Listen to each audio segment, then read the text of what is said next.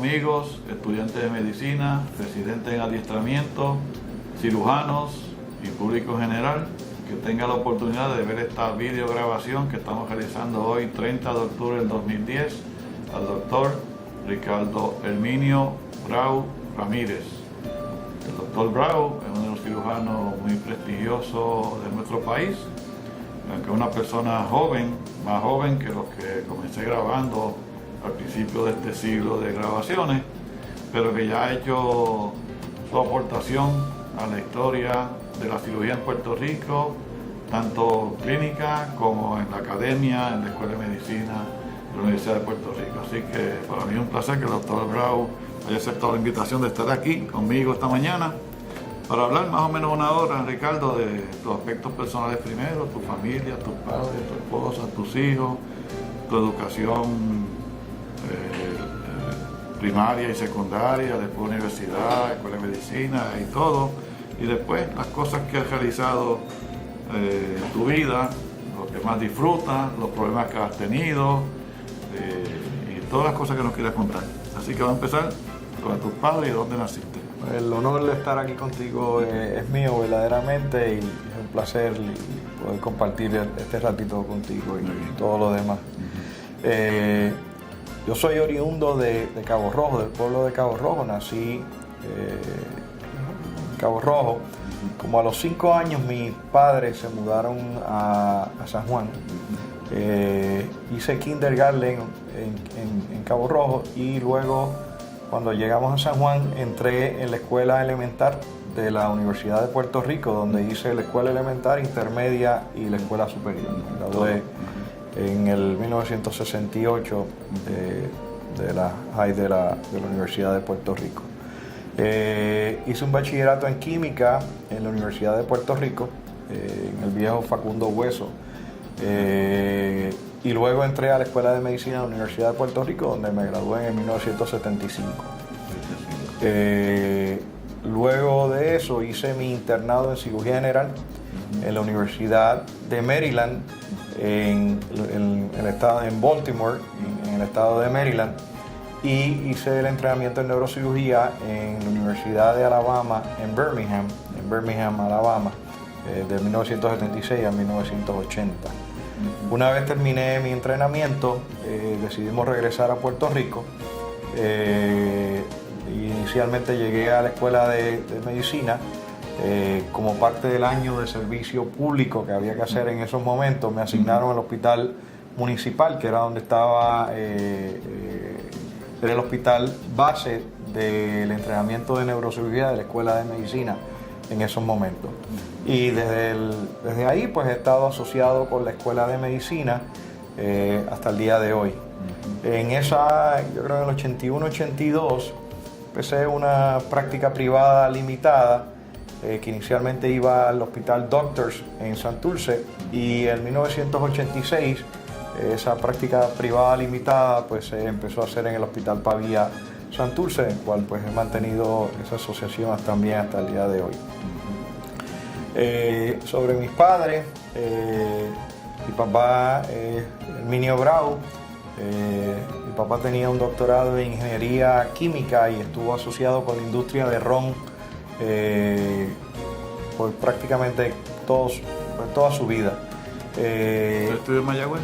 Él hizo su bachillerato en ingeniería química en Mayagüez, hizo una maestría en ingeniería química en la Universidad de Nueva York y hizo su doctorado en la Universidad de LSU en Luisiana.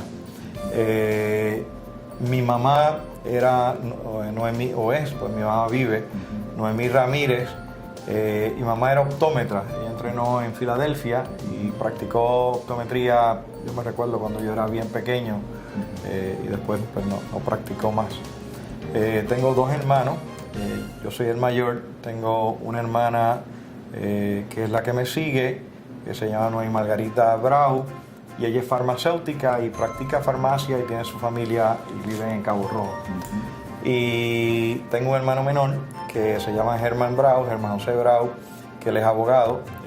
Fue abogado de instancia y luego del apelativo por muchos años y recientemente está en la práctica privada de la abogacía.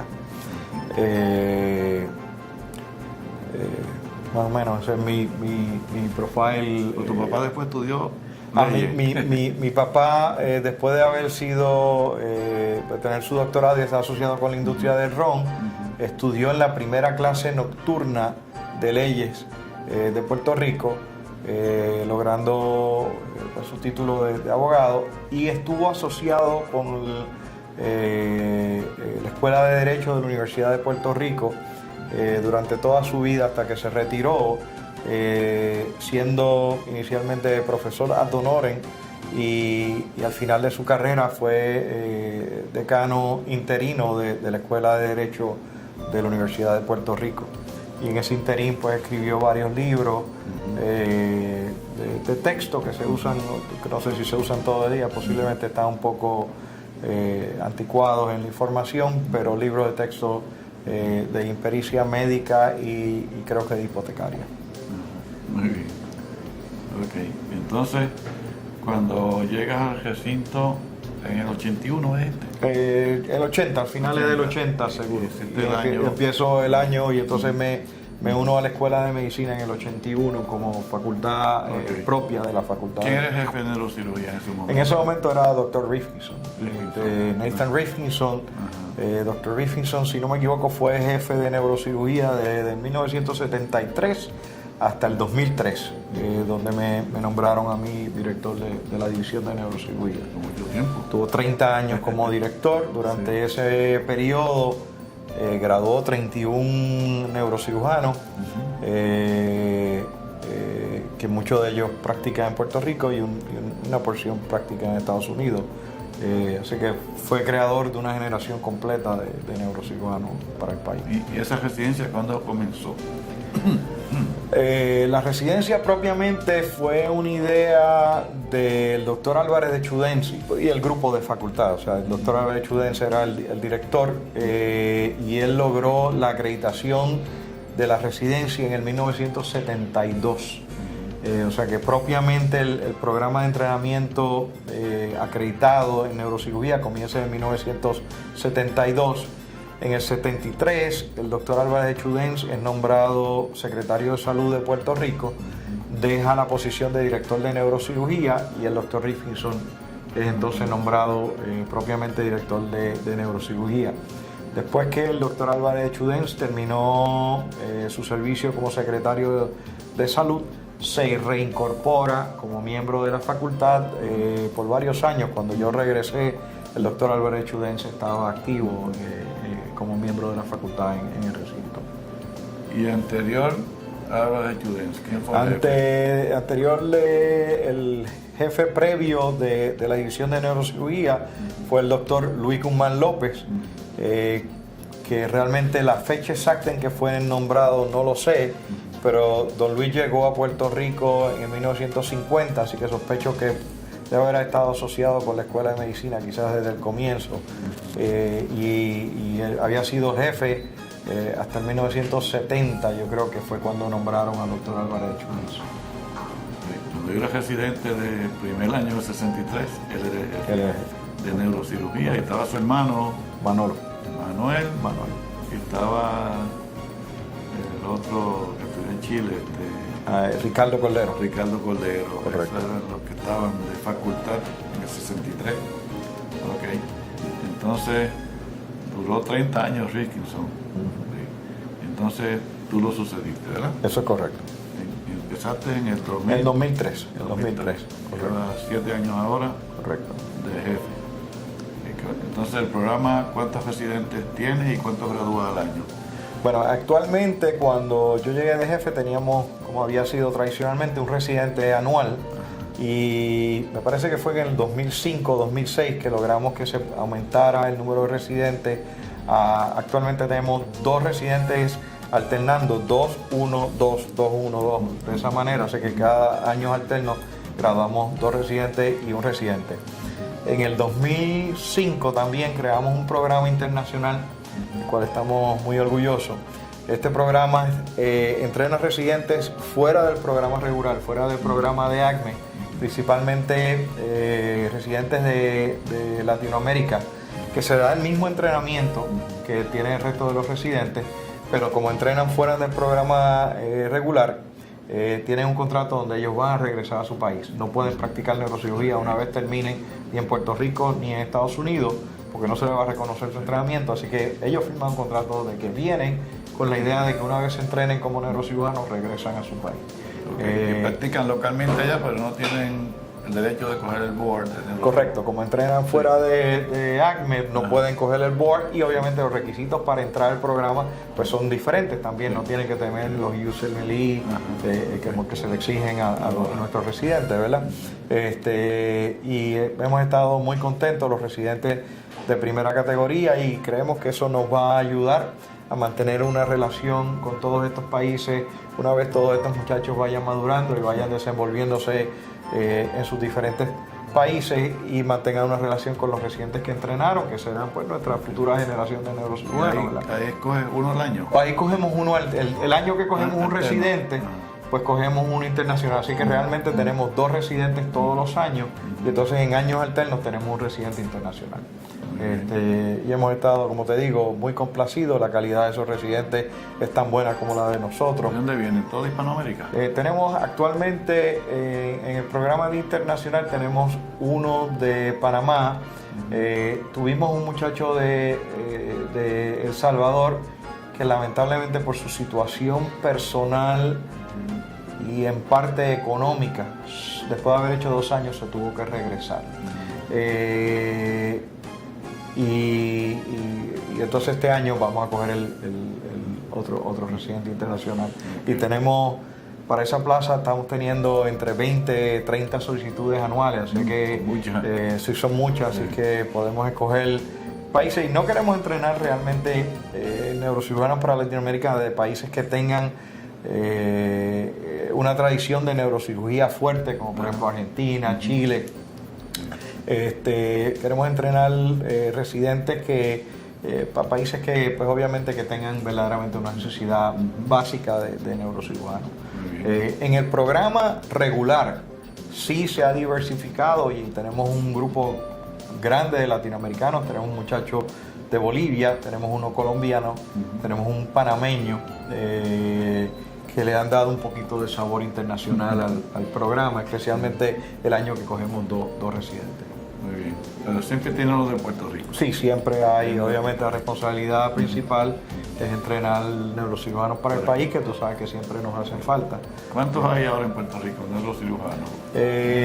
Activamente, yo diría que hay alrededor de 18, 20 neurocirujanos, y hay un grupo de neurocirujanos ya senior que no están operando. El doctor Pellín Borrás, que hace obviamente neurocirugía de oficina, el doctor Irán Mercado, que hace neurocirugía de oficina, el doctor Abreu en Ponce, que también es senior y ha recogido significativamente su práctica.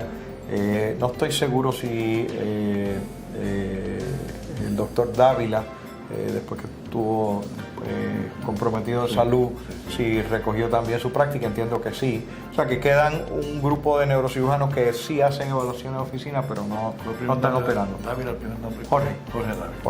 Okay, muy bien.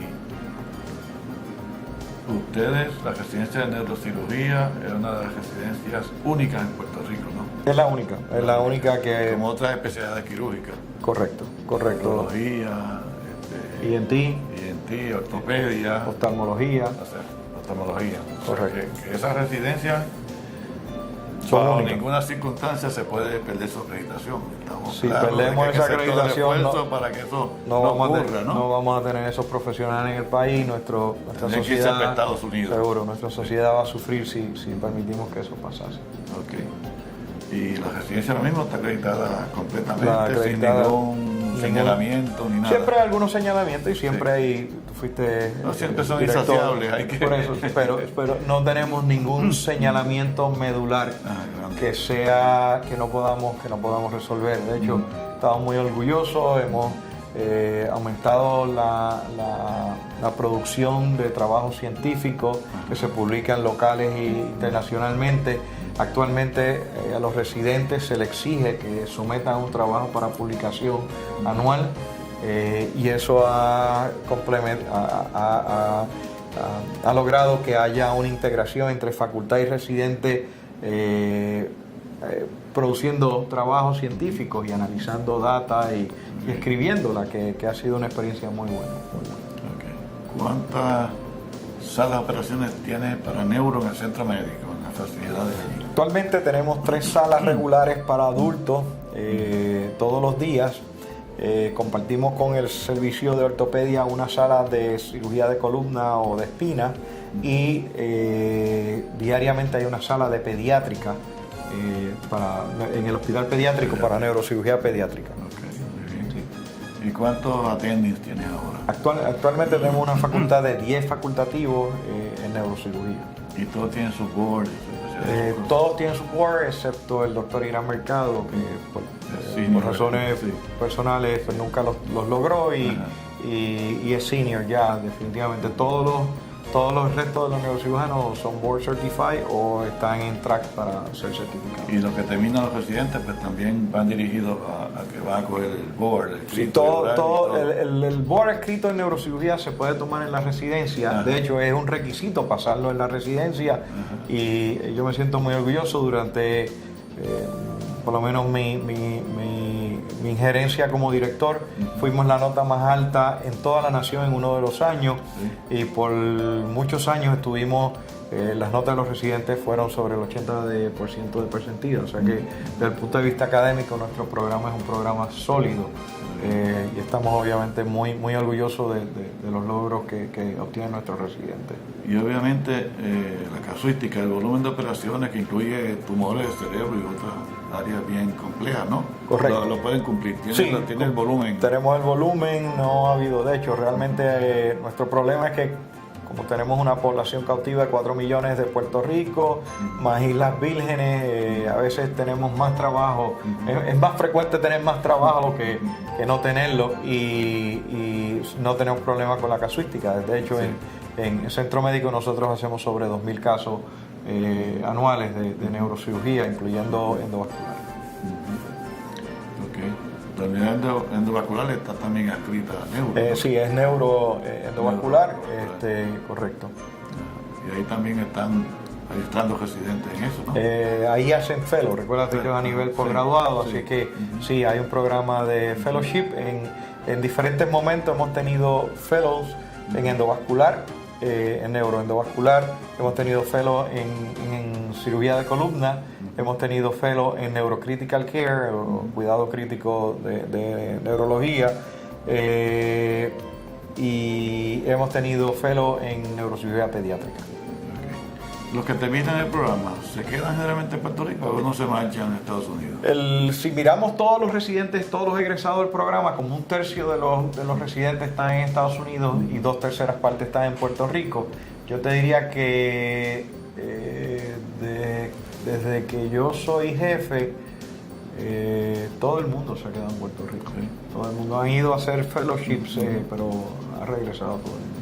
Y de los que dicen que hay en Puerto Rico 18 o 20 neurocirujanos, ¿nos falta una cantidad adicional muy grande o estamos cerquita de tener? No. Si comparamos con las estadísticas nacionales, actualmente si dividimos en la población norteamericana entre el número de neurocirujanos, por cada neurocirujano hay 66,000 de población. En Puerto Rico hay 250,000, así que tenemos que todavía adiestrar más, definitivamente. Sí, hay suficientemente trabajo y obviamente estamos por debajo correcto, de la norma. Sí. Hablando con mis colegas en el país, todos ellos tienen siempre mucho trabajo, y a veces nos da trabajo conseguir citas en las oficinas de los neurocirujanos, por eso mismito, porque obviamente está todo el mundo sobrecargado manejando volúmenes grandes de personas. Muy bien. Y entonces, ¿estás satisfecho? Lleva 7 años de jefe, obviamente pues tiene programas estables, con buenos resultados los muchachos y pasan los exámenes. Hay una cosa que subió en 2003, que tú eras jefe, la reducción en las horas de trabajo de los residentes, que eso comenzó como un incidente en Nueva York, tú recuerdas, ¿no? En el 2001, tras una muerte de una joven. y entonces el Estado de Nueva York reguló eso, entonces después la Accreditation Council, la Medical Education, pues también lo redujo a 80 horas. ¿Qué opinión tú tienes de eso? ¿Eso ha sido bueno, neutral o ha sido malo para la residencia? En la tuya en particular. Déjame decirte mi experiencia. Cuando me nombraron en marzo y esencialmente en julio. ¿Cambió? No, ya venía y baja la ley de Puerto Rico sobre la restricción de las 80 horas, que tiene unas penalidades mucho más severas, porque aquí hay multas y aquí puedes ir hasta preso si tú no sigues la ley. O sea que además de las 80 horas que tenemos que seguir las pautas que establece ACME, pues teníamos también la ley de Puerto Rico. Así que mi iniciación como director de neurocirugía fue poder balancear esas 80 horas. Tradicionalmente, y nosotros hicimos el estudio, los residentes de neurocirugía trabajan entre 110 y 120 horas a la semana. O sea, que era una cantidad grandísima de horas. Y para poder ajustar a esas 80 horas tuvimos que dejar la rotación de veteranos y hacerla una rotación electiva, que recientemente pues se ha instituido otra vez, pero en esa manera, en ese momento, con las 80 horas y con el volumen de residentes no se podía cumplir con esa rotación. Así que tuvimos que desligarnos un poquito de veteranos en ese momento y pues tuvimos un ellos pagaban una plaza, ¿no? Y ellos en ese momento también nos pagaban una plaza, así que tuvimos que hacer un sinnúmero de ajustes para poder sobrevivir. Sobre las 80 horas, pues yo creo que es mucho más civilizado que trabajar 110 o 120 horas. Yo creo que para los residentes de neurocirugía, en mi opinión personal, es bueno. No en el sentido de que no se exponen, es bueno con ciertas, y lo voy a cualificar, es bueno porque trabajan menos tiempo, tienen más tiempo para estudiar, tienen más tiempo para compartir con su familia. Y quizás tienen más tiempo para dormir, pero obviamente nosotros no podemos coordinar sus horas de sueño, pero tienen más tiempo libre, vamos a ponerlo de esa manera. Se eliminó el programa de guardias para poder implementar las 80 horas y nosotros tenemos un floater, tenemos un residente que trabaja exclusivamente de noche y es un residente ya senior que se expone a él tomar las decisiones, pues está solo de noche tomando las decisiones y corriendo el servicio. Tiene que ver consultas y todo. Él ve todas las consultas, si va a operar es el que opera, etcétera. O sea que en ese sentido yo creo que es bueno. Pero está bien trabajado también, mucho trabajo, ¿no? Sí, siempre, sí, pero trabaja 12 horas y a las 12 horas se va. Te lo cualificaba porque obviamente al trabajar 80 horas pues tenemos que estructurar mucho más las horas de trabajo. Se pierde un poco de continuidad en el cuidado de los pacientes, porque el que está de guardia pues se va, o que está por la noche pues se va por la mañana, así que tiene que entregar todo lo que vio, todo lo que operó. Y lo mismo cuando viene por las tardes, que va a cubrir por la noche, los de por el día pues le tienen que entregar. Antes al que estuviese de guardia pues se quedaba de guardia esa noche, había un elemento de mayor continuidad en el cuidado. Y esto pues nos hace que tengamos que ser más cuidadosos en cómo se entregan los pacientes y quién está más crítico y que hay que atender. Y a veces pues como todos los humanos pues se nos quedan algunos detalles que eran importantes y que se nos olvidaron o que lo dijimos y que no nos entendieron o que no los captaron, ¿verdad? Y eso pues rompe un poquito la continuidad del cuidado de los pacientes.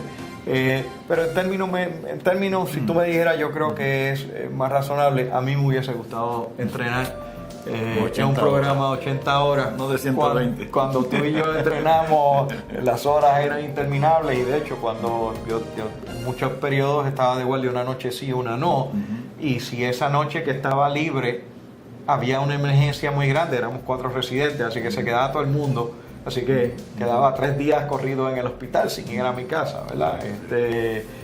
Yo obviamente te expones a más experiencia, pero posiblemente pagas en el desarrollo de otra parte de la personalidad y de lo que hace un ser humano, ¿verdad? Es verdad.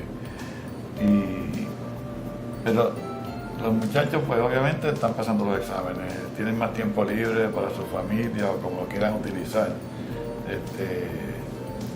Así que yo creo que ha sido beneficioso algo. Hay unos problemas. ¿El hospital te provee algún personal ancilar como house physician que ayuda al examen físico o otro tipo de personal, hasta tan sencillo como escoltas o camilleros que busquen laboratorios, hagan esas cosas que los residentes muchas veces hacen? ¿Eso se ha mejorado o no existe el dinero para eso? Bueno, se ha mejorado, pero no estamos donde nos gustaría estar. Actualmente nosotros tenemos un house staff pagado por el hospital.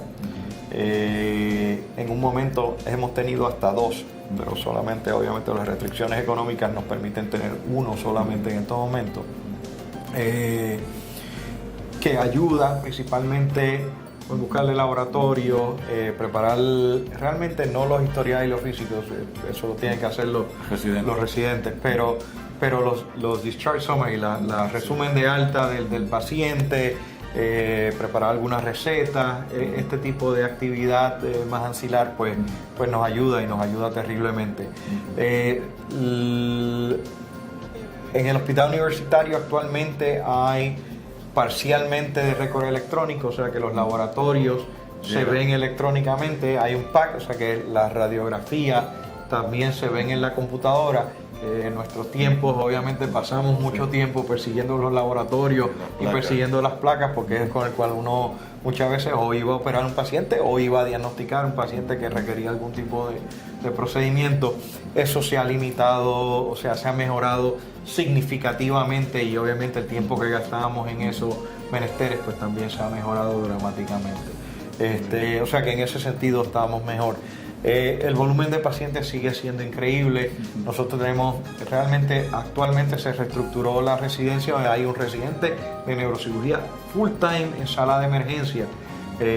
Tradicionalmente tenemos entre 20 y 40 pacientes en sala de emergencia, en el servicio de neurocirugía, como si fuera un ward prácticamente, pues, y nunca se va a admitir porque no hay camas en el hospital universitario para admitirlo, o sea que se van a diagnosticar, se van a manejar en sala de emergencia y se van a dar de alta en sala de emergencia después de una hospitalización breve, varios días, pero en muchos otros centros posiblemente estarían en las camas regulares del hospital.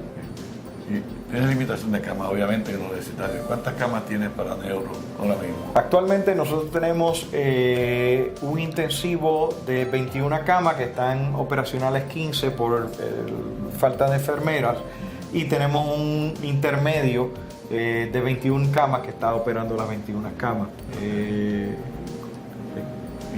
¿Y ward también tiene? No, ahí el intermedio sirve de ward y sí, o sea, sirve de un step down de intensivo y a la misma vez sirve para pacientes ambulatorios.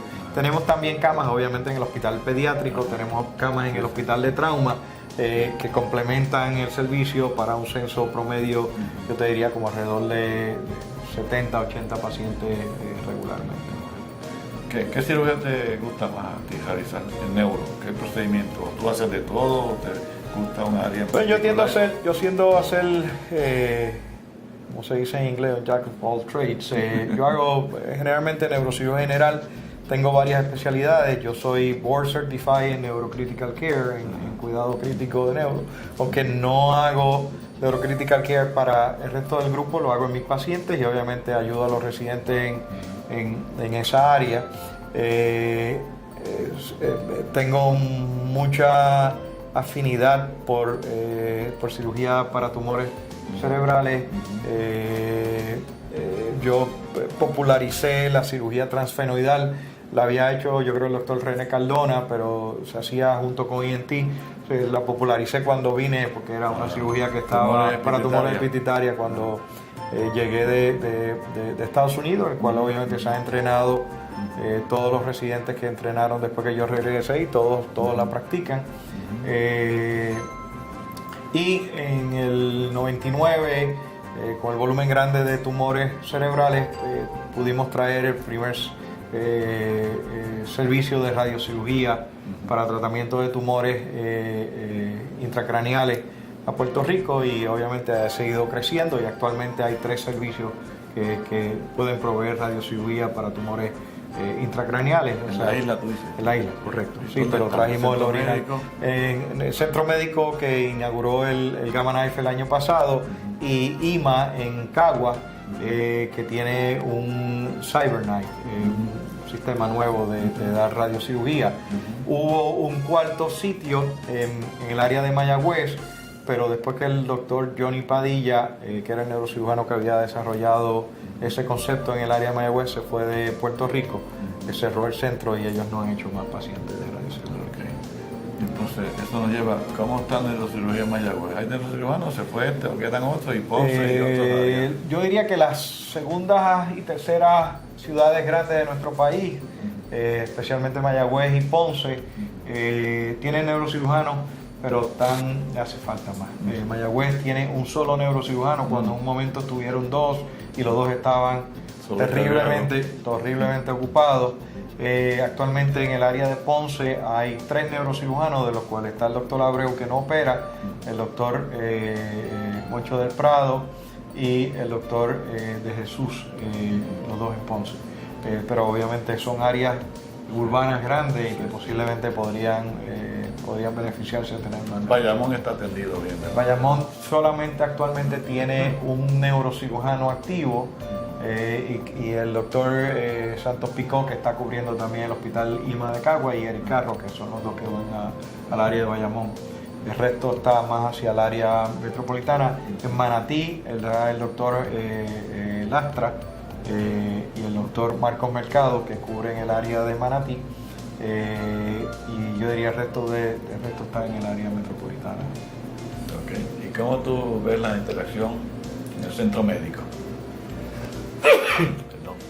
El centro médico con tu programa y el universitario, ¿qué problema? Bueno, actualmente tenemos el gran problema de la acreditación tanto del hospital universitario pediátrico y el hospital y el centro médico, ASEM, ¿verdad? El área central o el área centralizada del centro médico. Las tres instituciones están siendo evaluadas por la Comisión Conjunta de Acreditación de Hospitales con señalamientos serios y medulares que hacen preocupar de que pudiéramos perder alguna de esas acreditaciones. Obviamente, si perdemos la acreditación del hospital universitario y de ASEM, y del pediátrico, que los tres son hospitales de nosotros, o utilizamos esos hospitales como hospitales base para entrenamiento, pondría en gran peligro el entrenamiento de neurocirugía y el entrenamiento de ortopedia y el entrenamiento de cirugía general y de todas las especialidades que utilizamos estas facilidades, ¿verdad? Y obviamente por la situación económica, muchos de estos problemas son problemas como consecuencia de la situación económica. No podemos contratar más enfermeras, se requiere dinero para reparar o comprar nuevos equipos. Viene ahora la implantación de los récords electrónicos médicos, que obviamente va a requerir una inversión de dinero también.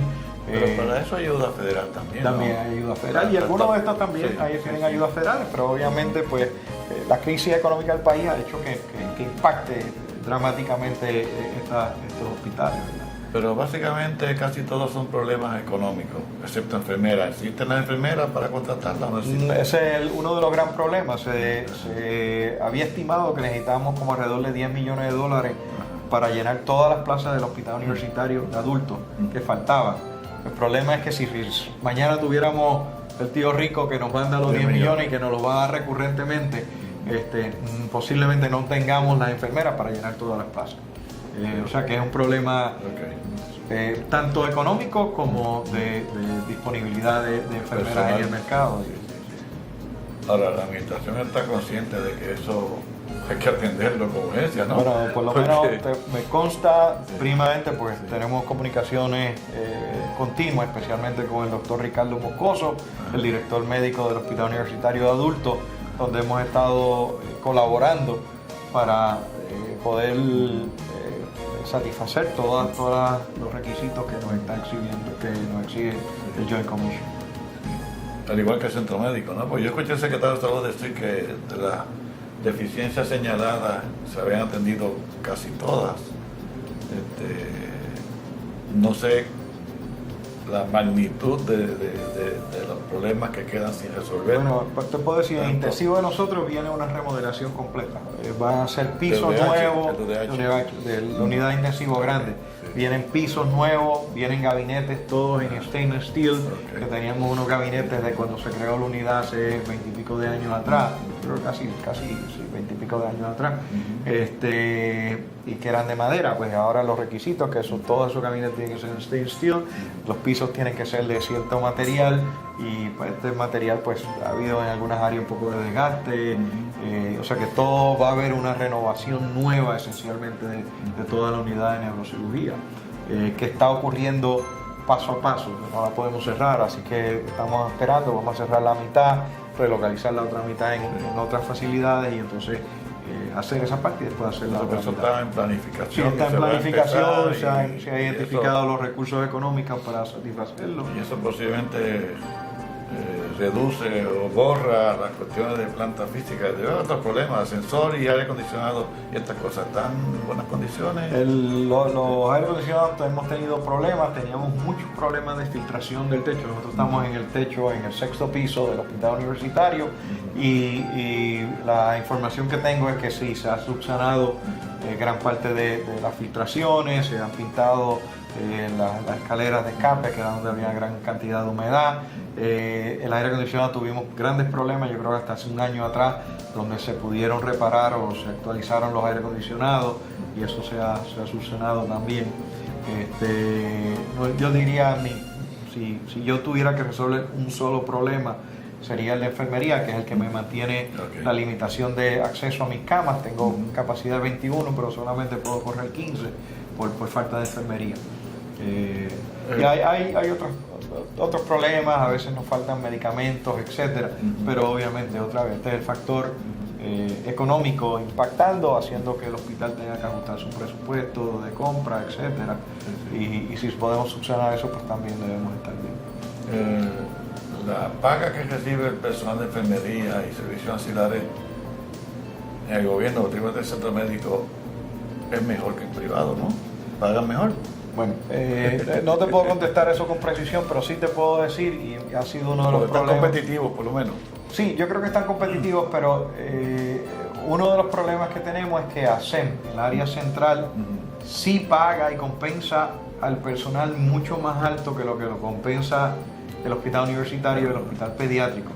Y he tenido situaciones donde yo he entrenado, nosotros le damos un curso de actualización a las enfermedades de neurocirugía todos los años. Así que hemos tenido personal que hemos entrenado y las educamos en problemas de neurocirugía para una vez terminar ese entrenamiento, la sala de emergencia de ASEM me las lleva para entonces correr unidades especializadas en sala de emergencia. Así que quito el personal que tenía en el hospital universitario para irse a ASEM, y entonces tengo hacinamiento de pacientes de sala de emergencia, pero no puedo abrir más camas porque no tengo enfermera. Entonces me crea un problema circular que no es fácil de resolver. Es una competencia en cierto modo desleal porque hay dos sistemas de personal, ¿no? Bueno, no solamente dos personales, sino que ese no es el problema medular, entiendo yo. El problema medular es que los pacientes que van a sala de emergencia, como te dije, que necesitamos una cama en el hospital porque necesitan cuidado médico prolongado. Si no tengo enfermera, pues tienen que quedar en sala de emergencia. Y entonces me crean un hacinamiento de sala de emergencia, pero que no los puedo llevar al hospital porque la sala de emergencia me está llevando el personal del hospital. O sea que es un área poco sincronizada en la manera en que está operando. Muy bien. Bueno, pero esperemos que esos problemas se resuelvan, porque digo, las residencias no se pueden perjudicar, eso está claro. Y eso, obviamente, eventualmente, si algo ocurriera, tiene que ir a la opinión pública y el gobierno tiene que buscar los recursos de donde se encuentren de forma prioritaria. ¿Y qué otros asuntos tú ves allí o qué otros problemas tú has tenido como jefe? Pues tú te sientes satisfecho que lo has podido abordar, lo has podido resolver, de los residentes o del personal, o qué te queda todavía como una molestia o que no has podido optimizar de acuerdo a tu expectativa? Yo diría que se ha trabajado mucho. En términos generales, yo me siento bastante satisfecho con la labor que hemos hecho. Siempre hay áreas que podemos mejorar. Hemos tenido problemas con algunos residentes que entendemos que pueden dar un mayor grado, y cuando se ha tratado de aplicar alguna de reglas remediativas, la escuela ha sido muy temerosa de darnos el respaldo en algunas de las recomendaciones que la facultad ha hecho. Por ejemplo, hubo un residente que la facultad votó en plenamente de dejarle un año más, y luego bajo preocupaciones de quizás hasta de repercusiones legales, en reuniones anteriores se cambió la opinión de dejar terminar el residente. Que terminar se manchara. Exacto. Okay. Y no es que no, yo creo que estaba bien entrenado, pero pensábamos que ese residente podía funcionar a un nivel mucho mayor del cual él estaba funcionando, y que pensábamos que un año más podía ayudarlo a madurar y a sofisticarse un poco más. Y ahí pues obviamente me siento un poco,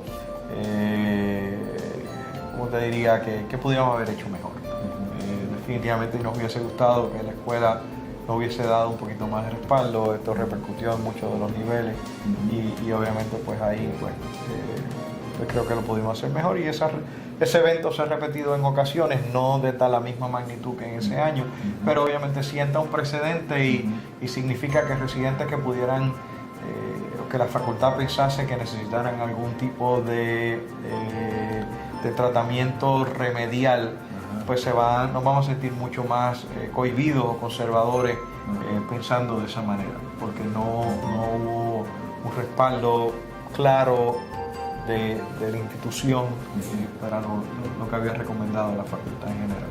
Muy bien. Mira, Ricardo, el hospital de Carolina, que es el hospital universitario propiamente, que tú sabes que eso pasó a la universidad como una forma de pagarle a la universidad por la deuda que tenía con salud, y que era una situación perdidosa, pero entiendo que ahora está generando suficientes fondos y no pierde dinero, y está funcionando mucho mejor que años atrás.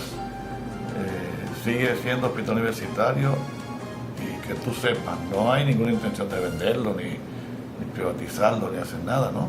No, entiendo que al contrario, entiendo que la política actual de la Escuela de Medicina es darle, fortalecer ese hospital en todos los ámbitos, en planta física, facultad, y de hecho a neurocirugía se ha invitado para que vaya desarrollando un servicio de neurocirugía en ese hospital, el cual yo pienso que sí, que es muy buena idea, pero como tú sabes, no es, si tienes un violinista necesitas darle el violín, claro, para que haya música, pues no solamente llevar el neurocirujano, necesitamos tener salas de operaciones equipadas para practicar operaciones de neurocirugía, un intensivo, facilidades diagnósticas como CT scan y MRI, para poder obviamente dar un servicio comprensivo de neurocirugía en ese hospital.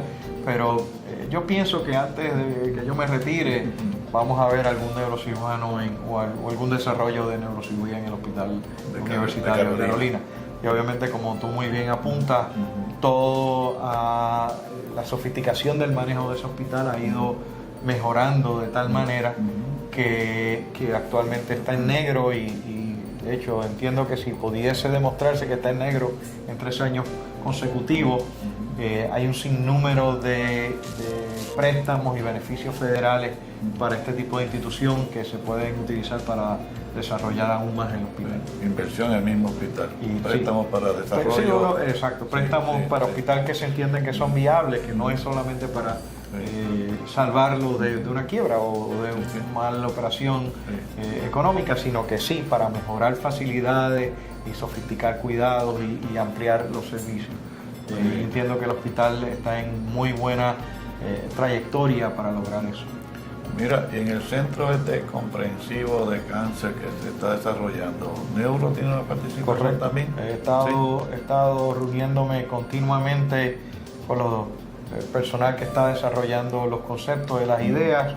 La idea es que neurocirugía tenga una sala dedicada y una segunda sala compartida para hacer cirugía de tumores, tanto craneales, espinales y de nervio periférico.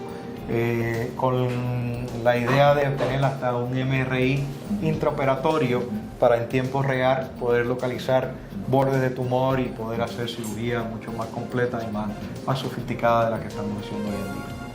Se contempla que se va a hacer un hospital para eso. Sí, se está trabajando.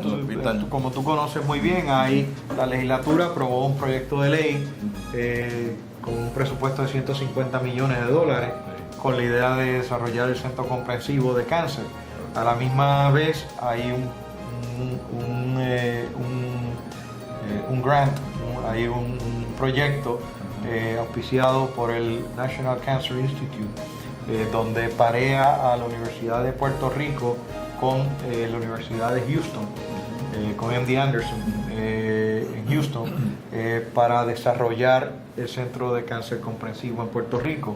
Actualmente, mediante esa colaboración, tenemos un neurólogo haciendo neurooncología, un neurólogo puertorriqueño haciendo neurooncología en MD Anderson, con la idea de que regrese a Puerto Rico y pueda trabajar con los neurocirujanos, trayendo algunos de los protocolos y algunos de los herramientas para tratar algunos de estos tumores que necesitan, en adición a cirugía, tratamiento de quimioterapia.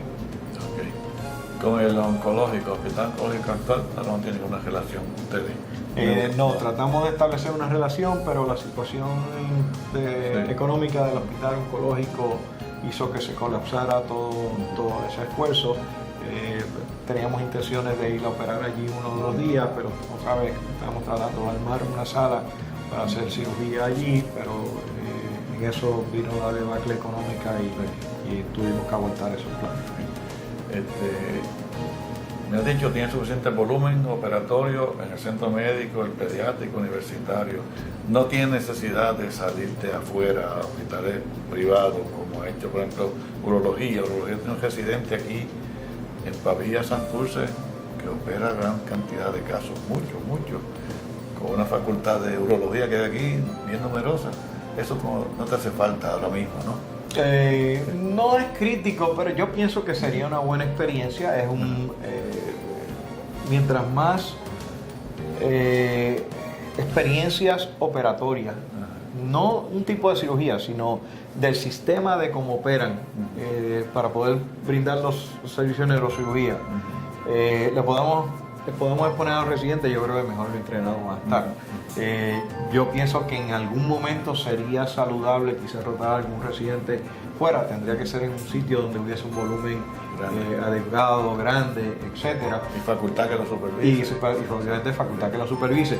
En estos momentos no es crítico. Yo creo que se le ofrece toda una experiencia. Todos nuestros residentes hacen de todo. La única deficiencia que tenemos consistentemente y que ha sido nombrada es cirugía de epilepsia, donde no se hace consistentemente en Puerto Rico, y nosotros rotamos nuestros residentes en la Universidad de Tampa, en la Universidad de Florida, del University of Southern Florida en Tampa, en el programa de epilepsia de ellos. Rotan 3 meses para exponerse a este tipo de cirugía, que la puedan aprender, etc. ¿Y qué se hace desde el punto de vista de neuro en epilepsia?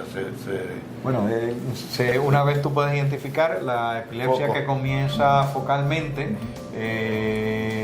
puedes identificar el foco y se hace una resección limpia del foco epileptogénico, y tienes como un 70% especialmente de cirugía de lóbulo temporal que se curan y requieren o no convulsan más, ya sea sin anticonvulsante o con anticonvulsante. O sea que tienen unos resultados muy dramáticos. Y lo mismo para epilepsia de polos frontales o polos occipitales. Los resultados no son tan buenos como temporales, pero tiene solo un 50% de los pacientes que se benefician. Pero se remueve el foco quirúrgicamente. Se remueve abierto. La razón por la que nosotros no lo hemos desarrollado, tenemos facultativos que hicieron un fellowship. El doctor Jaime Cerny hizo un fellowship en cirugía de epilepsia, pero la mayoría de estos pacientes van al servicio de neurología, y hasta estos momentos no hemos tenido un servicio de neurología que genere este tipo de paciente que pueda beneficiarse de la cirugía. Maneja básicamente médicamente. Maneja médicamente, sí. Pero se ha hecho en el pasado, pero no tenemos un volumen consistente para entrar a los residentes. Okay. por lo que tú me cuentas, ¿tú crees que la neurocirugía en Puerto Rico ha mejorado a lo largo de los años, ¿no? Significativamente, la tecnología y todas las cosas, ¿no? Y el servicio es mucho mejor, ¿no? Correcto. Aunque hay limitaciones, pero... Déjame decirte ahora mi preocupación después de ver neurocirugía por 30 años. Cuando yo entrené había tal cosa como neurocirugía de adultos core, o medular, y neurocirugía pediátrica. Y esos eran los dos campos. Nada más. De momento tú tienes un campo tan pequeño como neurocirugía donde tenemos 10 subespecialistas en neurocirugía. Hay 10 subespecialidades de neurocirugía. Y la tendencia del board es que cada vez nos exige que todos los residentes se pongan a todas esas especialidades de neurocirugía.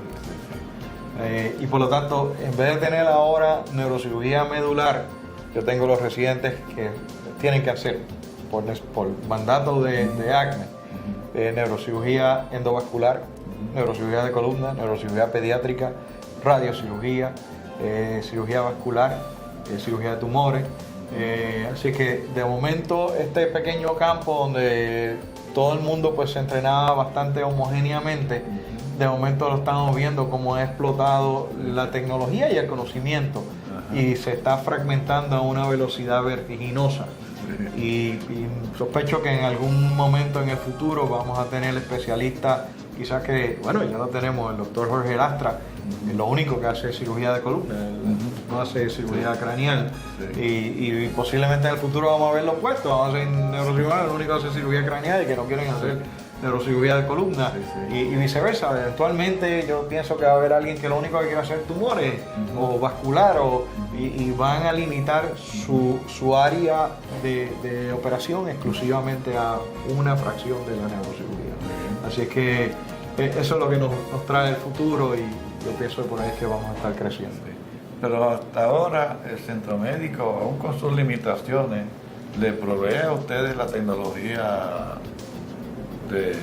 última que hay en el mercado, ¿no? Porque usted tiene básicamente todo allí, no veo que le falte nada. Por ejemplo, los urólogos necesitan máquinas para destruir las piedras y qué sé yo cuánto, que a veces no las tienen, y necesitan el robot para operar, cirugía robótica, que a veces tampoco existe. Pero ustedes están bastante bien. Bueno, nosotros hemos tenido una ventaja, no es que tengamos todo y no es que no haya problemas y no es que no nos impacte la crisis económica del país. Pero si tú miras las estadísticas de sala de emergencia, el primer diagnóstico es trauma en la cabeza. O sea que nosotros somos posiblemente la necesidad básica de la número uno en sala de emergencia. Obviamente el segundo es trauma a extremidades, que sería ortopédico, y el tercero es trauma a columna. O sea que los primeros 3 diagnósticos nosotros pues obviamente participamos activamente en el cuidado, y eso pues hace que obviamente nos ganemos la atención de la administración del centro médico para que nos ayude a tener el equipo para poder atender a estos pacientes. Pero obviamente sí, en nuestro microscopio de sala de operaciones pues va a tener cerca de 7 o 8 años, y la tecnología cambia. Hemos tratado de actualizarlo, de conseguir uno nuevo, no lo hemos comprado. Usamos aspiradores ultrasónicos que vibran para fracturar tumores que sean gomosos, duros, y obviamente el equipo se dañó y hace más de 3 años y no lo han reemplazado. A veces tenemos problemas consiguiendo equipo implantable para estabilización de columna, tornillos, varillas, y obviamente a veces la propia institución, a pesar de que son sus pacientes de sala de emergencia, no nos los provee. O sea que no es que todo sea color de rosa y no es que no tengamos problemas, pero si otra vez miramos el bosque y no nos miramos el árbol, yo diría que sí, estamos creciendo, hemos crecido, esperamos seguir creciendo, sofisticando más el cuidado que le proveemos a los pacientes y mejorando, obviamente mejorando el entrenamiento simultáneamente. Muy bien. En un momento histórico, o sea, varios años atrás, tú te interesaste por el problema de responsabilidad profesional médica y llegaste a obtener muchísima información y datos para sostener lo que ocurría en Puerto Rico en ese aspecto. ¿Cómo te sientes? ¿O has actualizado esos datos? ¿O cómo tú evalúas la cuestión de los casos de responsabilidad profesional médica que están sometidos los profesionales que ven pacientes de alto riesgo, incluyendo neuro, cirujanos generales, cirujanos plásticos, ortopedas, anestesiólogos, todas estas cosas. ¿Cómo tú ves esa situación? Pues, sí, obviamente sigo interesado en un tema extremadamente interesante. Después de haberlo estudiado por muchos años y haberlo discutido con mi hermano, con mi papá cuando estuvo vivo y obviamente con otros colegas y otros colegas de la profesión legal, pienso que lo que se ha tratado de hacer consciente o inconscientemente es hacer que los médicos sean el asegurador de pacientes que tienen malos resultados quirúrgicos o no quirúrgicos, el manejo médico en general, ¿verdad?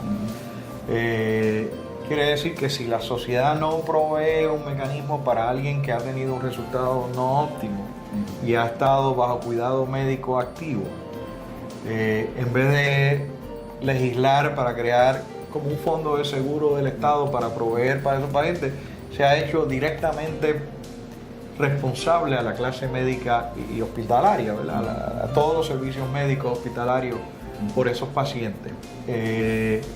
Y eso a la misma vez pues, ha creado una industria que participan todos, participan abogados, participan médicos que se dedican principalmente a ofrecer opiniones periciales. Hay compañías de seguro que se nutren exclusivamente de pólizas de mala práctica y otras generales que también tienen estos servicios. Y obviamente pues esto ha hecho que esto crezca de tal manera que si no lo vemos otra vez desde un punto de vista global de lo que se puede hacer, va a ser muy difícil de cambiar. Te lo digo a través de la experiencia, cuando yo estuve muy activo en esto, y tú fuiste presidente del Colegio Médico en ese momento, estudiamos la literatura, estudiamos la casuística, y al igual en Puerto Rico que en Estados Unidos, lo que se encuentra es que las compensaciones no están ligadas a mala práctica, están ligadas a un mal resultado médico. Un individuo que no se ha podido restablecer o que se deterioró su condición médica como parte del resultado o del cuidado médico o del cuidado médico y obviamente la progresión de su condición, ¿verdad? o su enfermedad. Y esos son los pacientes que la gran mayoría de las veces logran compensaciones y que pueden lograr compensaciones sustanciales.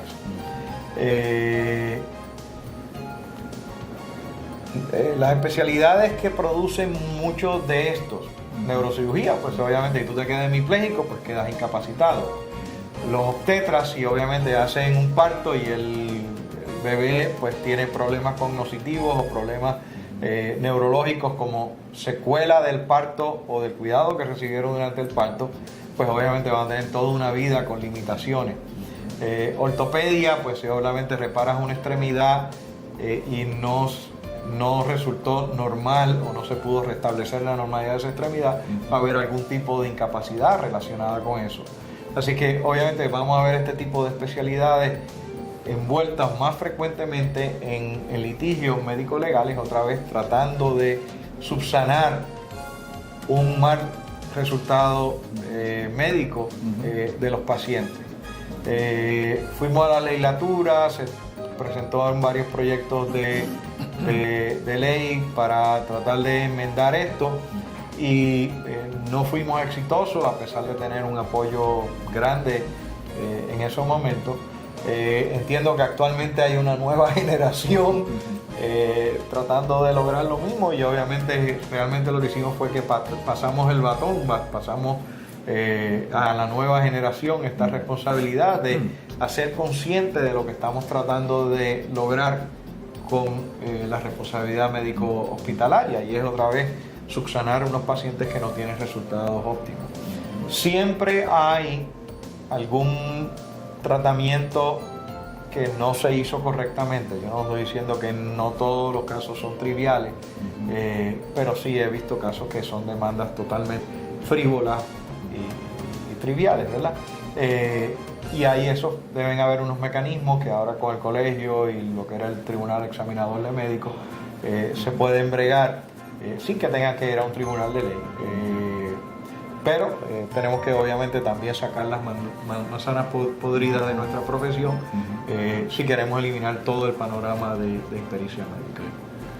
Ahora, recientemente, la semana pasada, la Cámara aprobó un proyecto poniendo un tope al sufrimiento y va al Senado ahora y después al gobernador.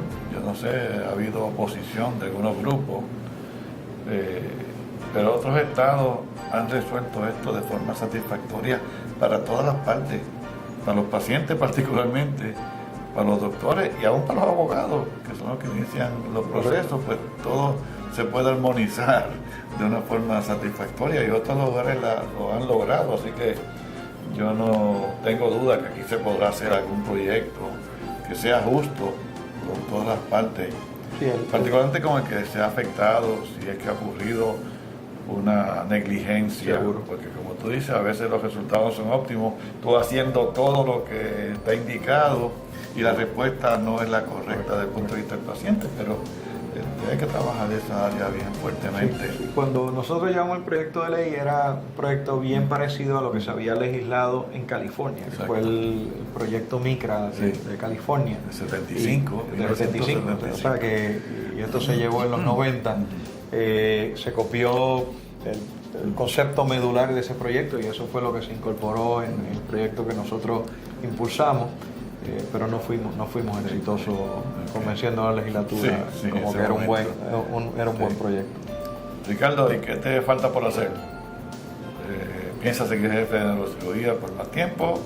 ¿Y qué proyectos te quedan por realizar o qué tienes pendiente? Pues me gustaría, no voy a estar 30 años. Como Rickinson. Sí, Dr. Rickinson era alguien especial y con una energía increíble.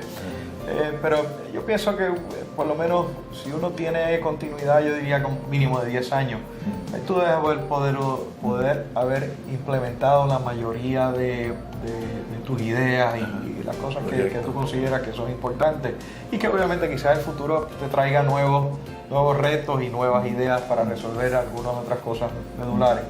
¿Qué me gustaría hacer? Pues actualmente tenemos el proyecto del programa internacional, hacerlo como un programa de entrenamiento auspiciado por uno de los grupos grandes norteamericanos.